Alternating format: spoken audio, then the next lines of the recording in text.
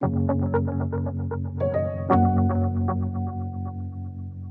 mamas, I'm Dr. Marcy Crouch, board certified women's health physical therapist, and today we are talking all about Kegels. And I'm going to tell you why Kegels alone don't work after having a baby, and I'm going to teach you 3 of my favorite exercises to help accelerate your recovery and decrease your symptoms. So a Kegel is a pelvic floor exercise where the muscles are contracting, okay? And this is usually how we strengthen them, okay? So we do a Kegel, muscles come in and up towards our head. But usually what we're taught and what some medical providers say to moms in response to any pelvic floor dysfunction, such as leaking pee or back pain or prolapse or all the things, the response is, oh, just do Kegels. Just do Kegels 100 times a day. Every time you're sitting at a red light, do a bajillion Kegels and it will fix all your problems.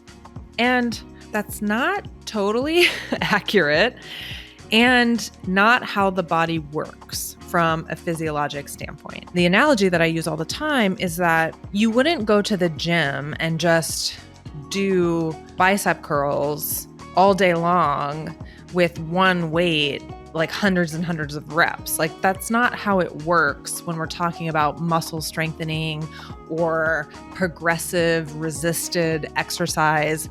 We don't do it because that's not how our body responds to exercise. Like, we vary it, right? We change up the load. We change up the exercise and the position. We change our rest times. We change how many repetitions we're doing. We have this whole kind of program or strategy on how to strengthen appropriately. And those same rules apply to the pelvic floor. So we need to be a little bit more specific in our training. The other thing that I want to mention too, and I think this is very, very important, is that we have been told our whole lives that we need to have a strong and a tight vagina. And tightness and strength are 2 separate things. You can have a tight muscle that is weak. You can have a strong muscle that is tight.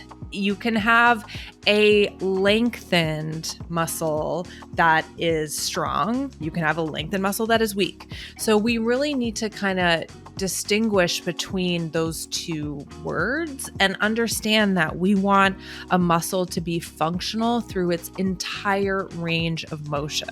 And for the pelvic floor, that's a contraction up and a release back down. Okay. It's not just a contraction all the time because muscles aren't functional like that. We don't just carry around a weight in our arm all the time, like doing a bicep curl all day long.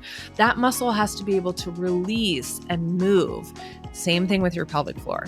So doing contractions all the time where you're just tightening, and not working on the relaxation phase, not varying the load, not making sure that the muscle has time to rest, all of these variables, we're not going to see improvement in muscle function. It's about proper control, proper range of motion, and making sure that we're training the muscle to be able to counteract any type of load that your specific lifestyle and your specific activity level needs for that muscle group. So the answer to how do we achieve this and how do we train the pelvic floor to do all of the things that we needed to do, get strong, relax, contract through its whole range of motion. It's not that hard, but it does require some training and it requires some expert advice to kind of help you get there. So the first thing that we need to do to make sure that we are doing muscle contraction correctly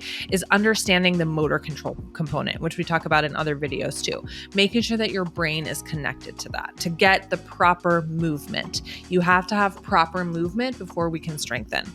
Then we need to build a baseline of tone and a baseline of strength. Okay, we need to make sure that we can get the muscle going through its entire range of motion and that it's strengthening to the point where we're starting to fatigue and see change in muscle size. So you know that feeling when you're doing like bicep curls or you're doing squats or you're doing wall sits and you're like, oh my God, like my muscles, I feel like I'm so sore afterwards and I feel like my muscles are just gonna like go kaput.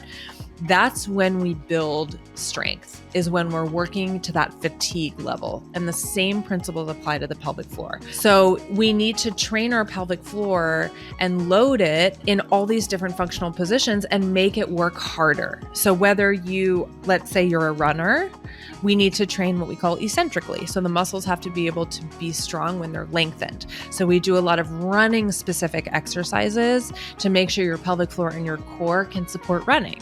If you like to lift weights, then we use weights in the pelvic floor, and we make sure that your body mechanics are appropriate for the best type of pelvic floor contraction with your core, that you're breathing correctly so you can activate your pelvic floor as you're increasing your load or increasing your weights.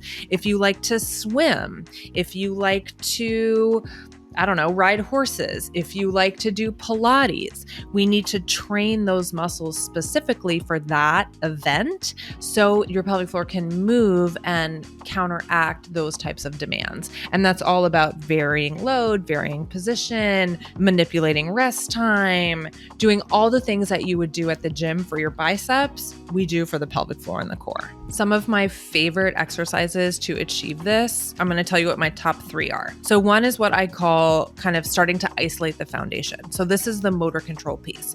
This is where I have people lay down flat, or you can even do it sitting, kind of depending on where you are. And you're starting to connect your breath with your deep abdominals and your pelvic floor muscles. Okay. So once you start to get that contraction and you start to get those 3 pieces moving, then we start to add in some bigger movement from other parts of our body. So the first kind of challenging one that I like to do is a seated march. And I like to do this on a Swiss ball, like one of those big exercise balls. So you've got your foundation in place, and then you're starting to lift one leg up independently of the other one. And it's very hard to keep balance so you don't like fly off the ball, but your pelvic floor and your core is starting to work to keep you centered there.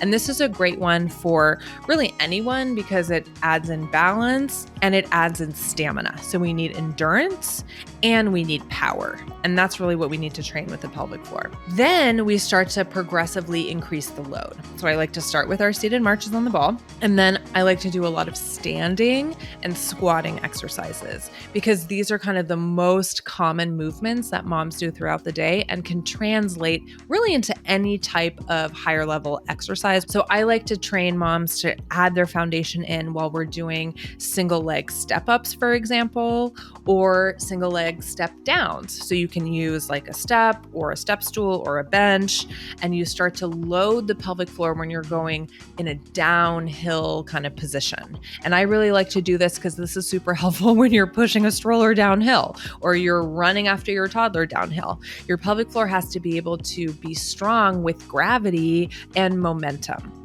So seated march, step up or step downs. And then the third one that I really like to do is starting to add in some upper back, upper body strengthening while you have your pelvic floor and your foundation engaged. So not only are we adding in endurance and power for our pelvic floor, but now we're starting to add in exercises that support our upper back to keep us in a better posture so our pelvic floor can work better in these higher demand activities. Okay, so posture, seated march, and step downs. Kind of a good place to start in terms of varying the load for your pelvic floor and pretty much applicable to any mom, regardless of where they are at their fitness level. That's why only doing Kegels at red lights are not going to work, and why doing those other exercises that I mentioned are way more specific to your pelvic floor and way more effective in treating pelvic floor dysfunction in terms of leaking and prolapse and back pain and kind of all the things that moms experience. Those exercises are going to do so much for you in terms of alleviating your symptoms and accelerating your postpartum recovery because they are specific to your pelvic floor. They follow principles of exercise physiology, and they're really going to help you kind of get over that hump of not seeing results. All right, mamas, I hope that was helpful for you. Let me know how those exercises go and how we are putting a stop to doing Kegels at red lights only.